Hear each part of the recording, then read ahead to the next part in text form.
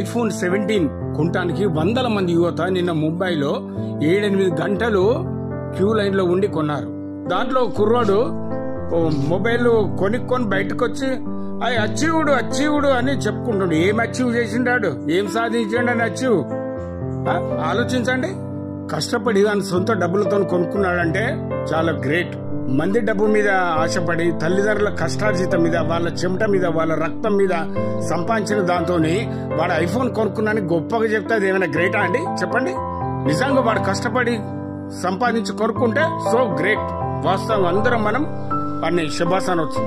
అయితే దీంట్లో కొంతమంది యువత తల్లిదండ్రుల మీద పడి వారి కష్టాన్ని దోచుకొని వాళ్ళకి ఇష్ట రాజ్యాలుగా వెళ్తూ ఇష్టం వచ్చినట్లు తిరుగుతూ ఆవారగాళ్ళలాగా తయారయ్యే వాళ్ళు నేటి యువత ఎక్కువ ఉన్నారు. అయితే దీంట్లో అందరిని గురించి కాదండి, కొంత యువత మాత్రం తల్లిదండ్రుల కష్టాన్ని చూసి వాళ్ళు చదువుకుంటూ ఓ పక్క పార్ట్ టైం జాబ్ చేసుకుంటూ వాళ్ళ ఖర్చులు వెళ్ళ తీసుకుంటున్నారు. అటువంటి పిల్లలు కూడా ఉన్నారు. వాళ్ళని ఖచ్చితంగా మనం అప్రిషియేట్ చేయాలి. కాబట్టి ఆ దిక్కుమల్ల ఫోన్ కోసము అన్ని గంటలు వెయిట్ చేసి కొనుక్కొని ఏదో సాధించినట్టు గొప్పలు చెప్పుకోవటం ఎంతవరకు చెప్పండి? అది వీళ్ళ సొంత డబ్బులు కూడా కాదు, అవ్వ బాబుల కష్టం. అది ఆలోచించి నేటి యువత ఏ మార్గంలో వెళ్తుందో.